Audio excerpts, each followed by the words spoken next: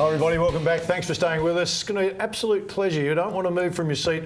Claudia Chavez, South Australian Triathlon Champion, is in the studio with us, and it is one of the great stories of being able to commit and pursue your dream. She joins us now. Claudia, thanks for coming in. Thank you very much. Let's go back a little bit so the viewers get a chance to know you. You're 5 or 6 years old, you're living in Mexico, yes. And you decide, I want to move to Australia and be a great athlete? Yes, yes. My dream is to compete an international event, obviously in the Olympics or something like that. So I say, Mom, I want to live in Australia.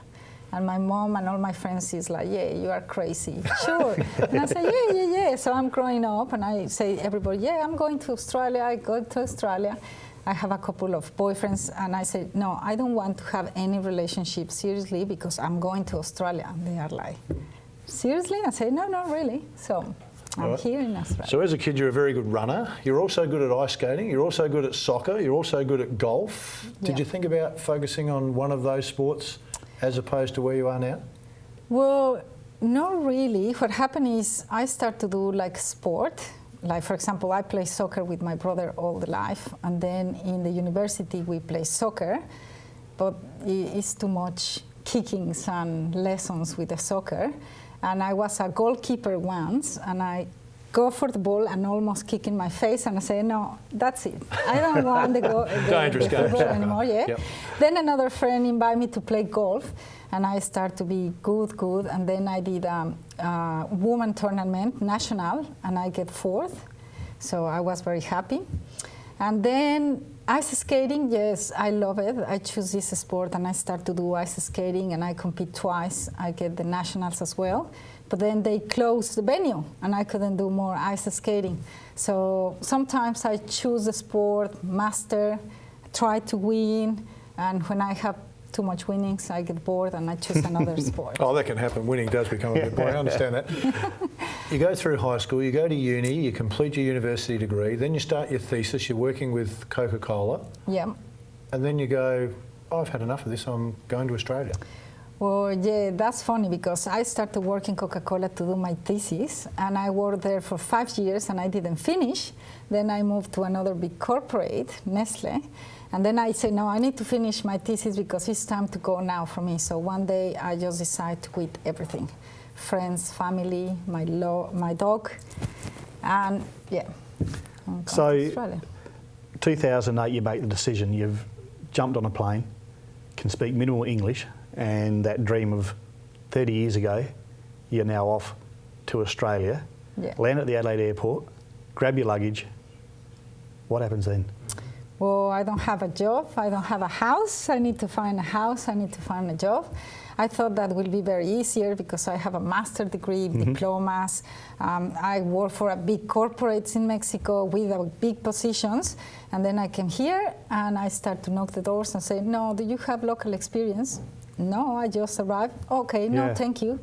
Okay, another person is take your resume down because with diplomas and master degree you will not have a job in here, so I did that.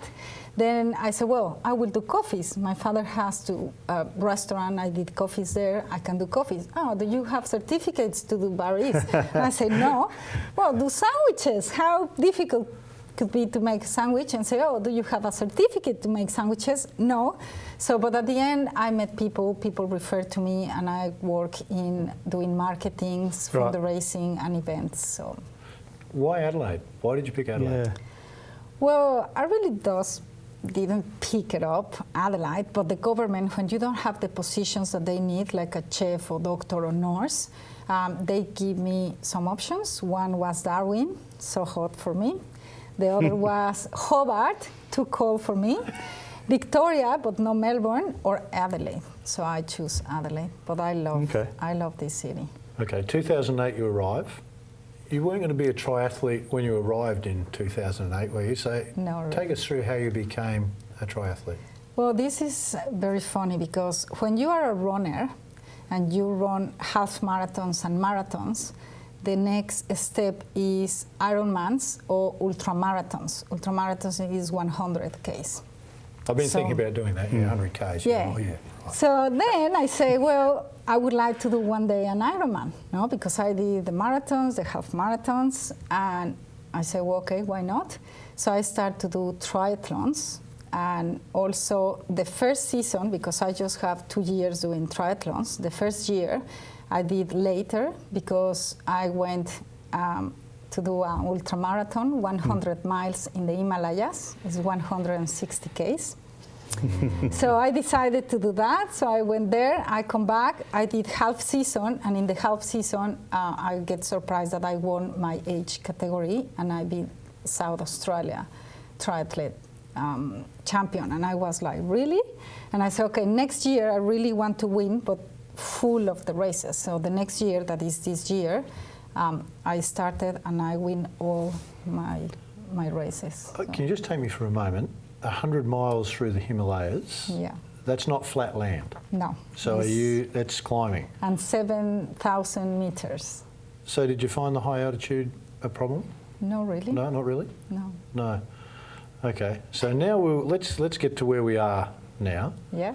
Getting ready to go, hopefully to Chicago in September. Your training, how many times a day do you have to train now to get ready for that? Well, I'm training every day in the mornings and the afternoons. And your full-time work as well, so you're up early, train, work, go home, put the gear back on. Oh, yeah, I wake up for 4:45. I start to training 5:30, finish 7, go for a shower, quick breakfast, full-time job, finish 5, go 5:30, train again until 7, come back home, eat and sleep because I need to sleep 8:30. I'm exhausted. I would think so. Okay. Riding, running, swimming, which is your strongest leg? Running, Yep. obviously, because I started when I was 15 years old, and then swimming, and then the bike. So, sorry, mate. Go on. How does your strategy work in a race then? If the running is your strongest leg, the other two come first. How do you strategise during a race? Where do you like to be? Up the front all the time, or is it more a strategy I need to be close so I can beat them in the run? Or Yeah, normally what happens is I'm very good on swimming, so I finish first on swimming. Yep. I know that some girls, they will catch me on the bike, and then in the running I need to pass them again. So, Right. Yeah.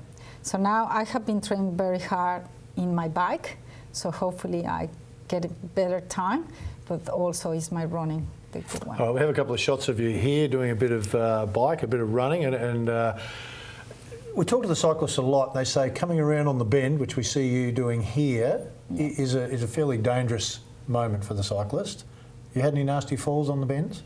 No, unfortunately, I didn't have any fall. I have been doing well. So, Doing well so far. yeah. You say the running is a strength of yours. You know when you get out and you've got to run, or you've cycled and you've got to run, how long does it take you to find your rhythm, to get back into your running rhythm? Maybe the first 2Ks, Yep. the first 10 minutes is like at the beginning you can really feel your legs or your toes and you're struggling, but once you started, and at the end is push. I almost finished with the sprint. So Number 41, you're 41 years of age. Is that an omen? It's weird, but it's good. It's good.